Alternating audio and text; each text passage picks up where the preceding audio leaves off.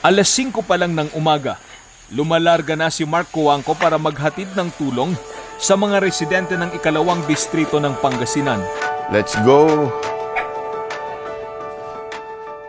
Araw-araw niya itong ginagawa.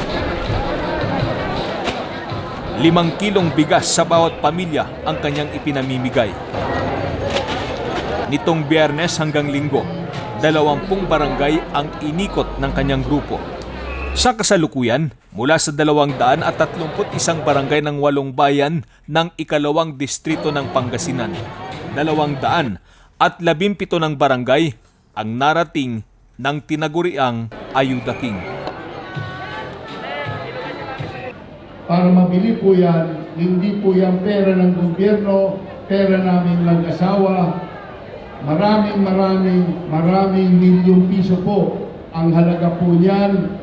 Ngunit yan lang po ang paraan na mapakita ni Mark Cojuangco na kapag may krisis katulad ngayon, handa po siyang madamay sa krisis, handa po siyang magsakripisyo at gastusin ang kanyang sariling pera para makapaghatid agad ng ayuda sa inyong lahat. Yan po ang aking ayuda.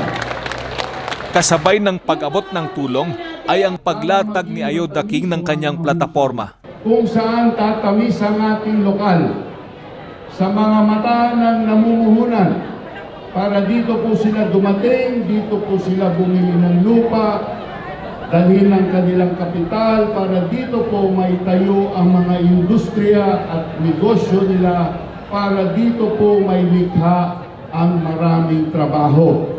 Kaagapay ni Mark Cojuangco sa pagtulong ang buong Team Aguila sa pamumuno ng kanilang pambato sa pagkagobernador na si Congressman Monmon Gico. Pagdadala ng libo-libong trabaho sa ating probinsya ng Pangasinan. Gusto nyo ng trabaho? Lahat tayo gusto natin ng trabaho. Dahil kung may trabaho tayo, mararamdaman natin na kahit paano, hindi tayo maghihirap. Tama po? May pambili tayo ng araw-araw na pangangailangan natin.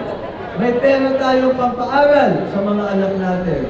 At kung tayo ay magkasakit, may pera tayong pambili ng gamot. Habang tumatagal, napapansing painit daw ng painit ang pagtanggap ng mga Pangasinense kay Congressman Gico.